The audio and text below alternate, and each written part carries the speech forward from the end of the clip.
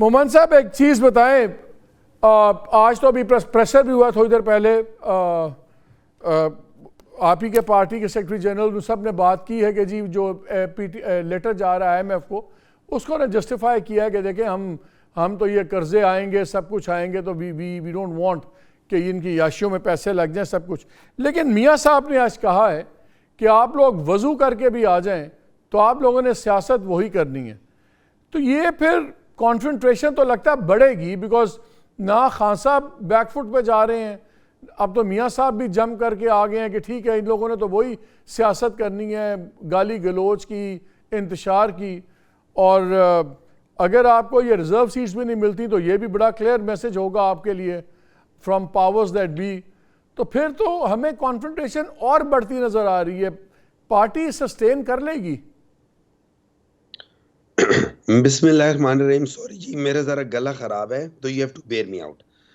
اس طرح ہے کہ دیکھیں جو IMF ہے یہ عمران خان سے ملی تھی اور انہوں نے کہا تھا کہ آپ ہمیں گارنٹی دیں گے کہ جب آپ حکومت میں آئیں گے تو آپ پالیسیز کنٹینیو کریں گے.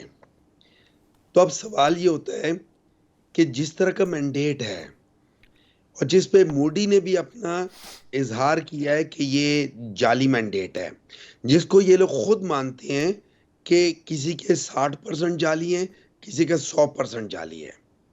تو آپ مجھے بات بتائیں کہ جب مینڈیٹ جعلی ہو تو کون ایسا ہے جو ان کے ساتھ فائنینشیل ایگریمنٹس کرے گا؟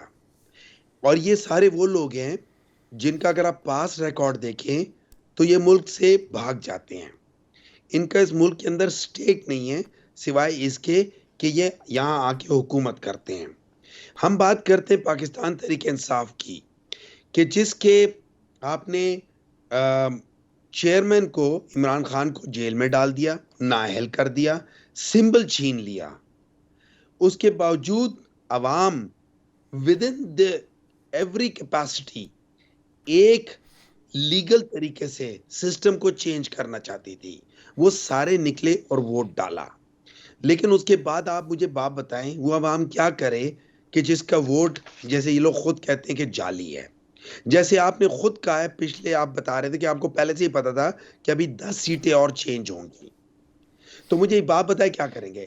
پرابلم یہ کہ یہ لوگ جو بند کمروں کی آکسیجن لے رہے ہیں تو اور خود یہ ایک آزاد ہوا میں سانس نہیں لے سکتے, تو یہ کیسے اس ملک کے مینڈیٹ یا اس ملک کے فیصلے کر پائیں گے جو اس ملک کے لیے فائدہ مند ہیں؟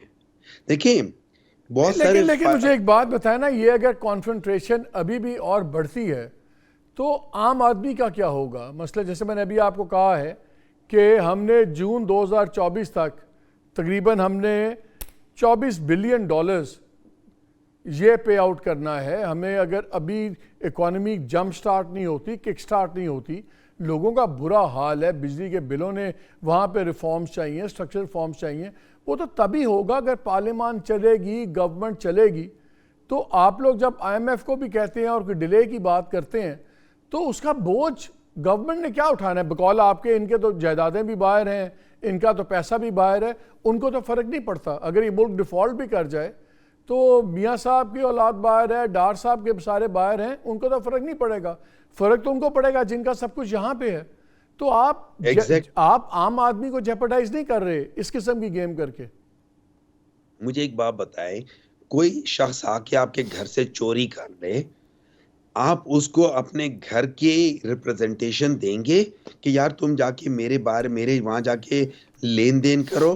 کوئی آپ کے گھر میں ڈاکہ ڈالے, آپ اسے کہوں گے کہ جاؤ یار ساتھ والے گھر سے میرے پیسے سر پڑے ہوئے ہیں؟ نہیں, میں نے بڑا اسپیسیفک سوال پوچھا ہے کہ اس کا ڈر ہے اگر IMF کے کوئی ڈسرپشن ہوتی ہے تو تباہی معاشی, تو ملک کی معاشی تباہی ہے. ملک کی معاشی تباہی کا مطلب ہے عام آدمی کی تباہی ہے. اس کا پھر کون ذمہ دار ہوگا؟ اس کے دیکھیں ذمہ دار وہ سارے لوگ ہیں جنہوں نے الیکشن کو مینیپولیٹ کیا ہے.